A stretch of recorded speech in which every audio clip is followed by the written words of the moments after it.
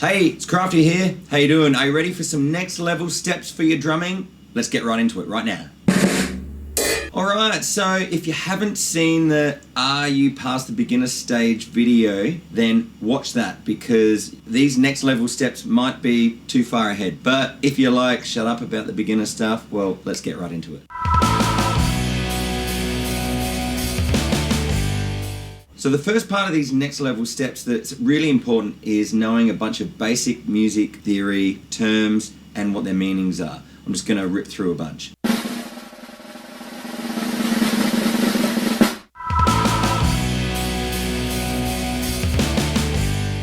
Okay, so in the Are You Past the Beginner Stage video, I talked about counting in and bars and so forth. That's really important. You've got to be able to understand how many beats are in a bar and can you count along while you're playing. So as a drummer, it's pretty important that you know what the word tempo means. And if you've heard of it but you're not really sure, well, it's pretty much just another word for speed. That's right. So how fast or slow? Here's some examples. Or now, there is a way to be able to measure the tempo of a song, which is BPM. You might have seen that before or heard of it before. What it stands for is beats per minute. And so if you have 60 beats per minute, well then obviously that's 1 beat per second. If you have, say, 93 beats per minute, that would be faster because you can squeeze more into it. Now, here's an example of how you could see 93 beats per minute written on a piece of sheet music. Clefs is next on the list. That's like a treble clef or a bass clef, or if you're a drummer, a drum clef.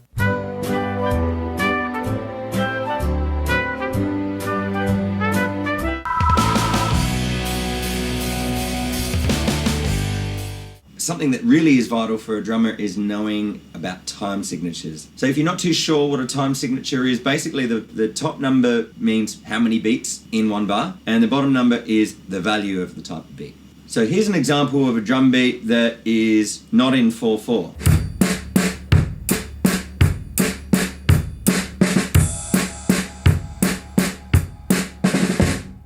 That was in 3.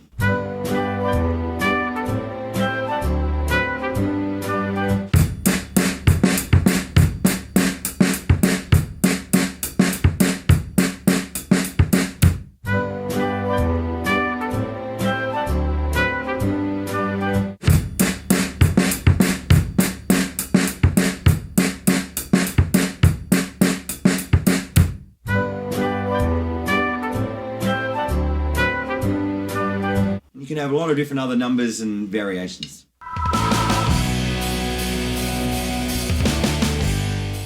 So in the beginner video I talked about the basics of drum notation. What that means is like notes written on sheet music. And in that video there was the bass drum, snare drum and the hi-hat and just that. So that was a very basic version of seeing some drum sheet music. Now you can get a lot more complex, which is all the rest of the drum kit. And more sometimes. So right in front of you, you'll see a list of the different note heads, which are the symbols, but also where they fit onto the stave, which is how they relate to the different parts of the drum kit.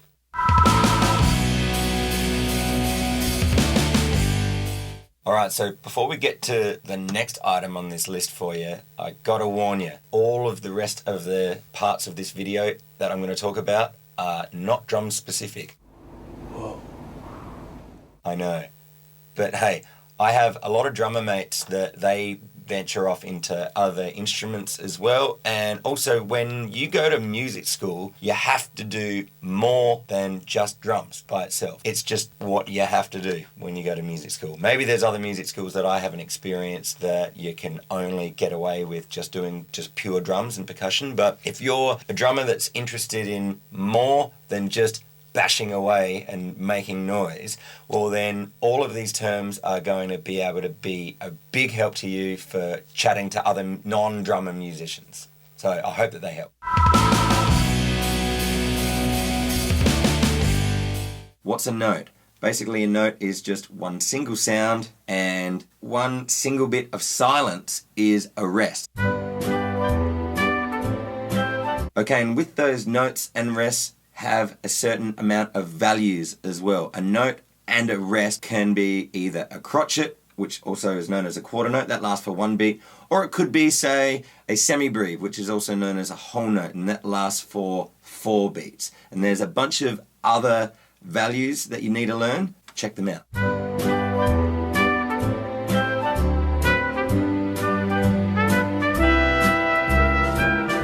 Okay, so the word pitch is really important. The word note is really similar, but the word note refers to the name of the particular pitch, whereas the word pitch just basically means higher or lower. Just a couple of tips for you is, if you've never learnt this before in music class like what I had to, is that you go, every good boy deserves fruit, just to be able to figure out what the notes on the lines are, and the spaces spell out the word face, F-A-C-E. For a long time I didn't actually realise, as clear as it was when I just saw it all written out, is that it just follows the musical alphabet. So knowing the musical alphabet is just the letters A to G, and then all of the notes just follow the pattern of following the alphabet. Do you know a thing called sharps and flats? Well, sharp is basically like a hashtag, and a flat is basically just an italic B. A sharp is where it's up 1 semitone, and a flat is where it's down 1 semitone from the natural note. Sharp and flat could also refer to pitch, which might be slightly too high or slightly too low. Now, if you have a hard time remembering if the sharp is up or down, this is how I think of it. I think that if you're going to go and sit down on a sharp object, then you'll probably bounce right up, right? Whereas if you're feeling flat, or if you're thinking of something like flat tires, well then what happens to it? Goes down. You're going down, sucker. Basically, it means the same note, but different pitch.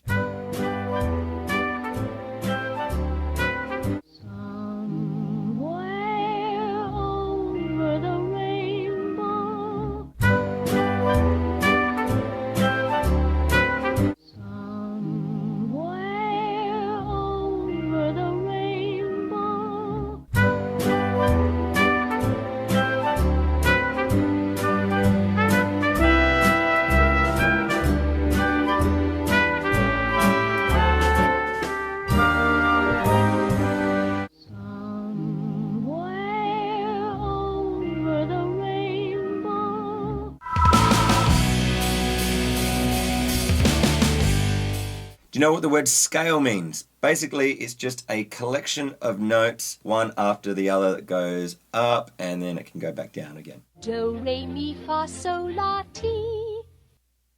Do you know what a melody is? Do you know what a harmony is? Is there a difference? Basically, it's the notes that the singer sings, or it's the main tune to the song. It's important to know the difference. Some of you might be thinking, wait a minute, what if there's no singing in the tune? Well, then it's just the main hummable notes that the singer might sing if the singer was singing. But if there's no singer, well then it's the hummable notes. Okay, the word harmony is next on our list here, and that is basically simply playing 2 or more notes at once. Is this the real life?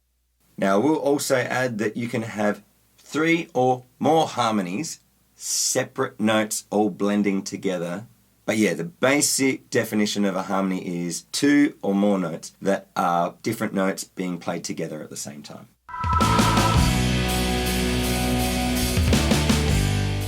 Okay, do you know what a chord is? A chord is basically just a specific collection of notes, and an arpeggio is when you are either playing or singing them one after the other. Whereas when it's a chord, they're all being executed at exactly the same time.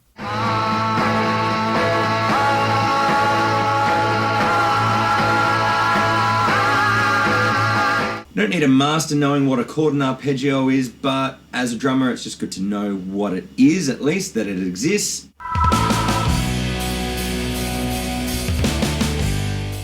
knowing that there's a thing that exists called a key signature is really important. You don't have to master it, but basically a key signature is the amount of sharps or flats or neither, which will then be displaying what key a song is in.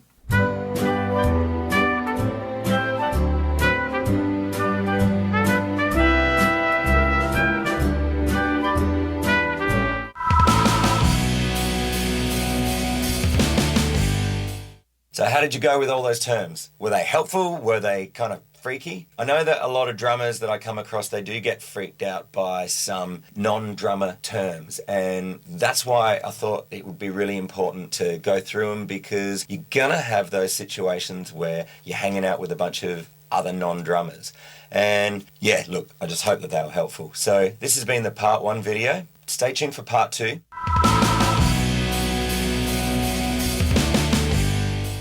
Before I go, I've got something to offer you. It's a free ebook. It's called Actually, How Good Are You? Now, let's face it, a lot of times in our life, we're going to have to evaluate, reevaluate, and figure out where it is that we are right now and be really clear about where it is that we're going. And so I designed this ebook to be able to help all walks of life at whatever stage you're at on your musical journey. So I really hope that it is helpful. Download it. It's free. The link is in the description below. So my name's Crafty. This has been part 1.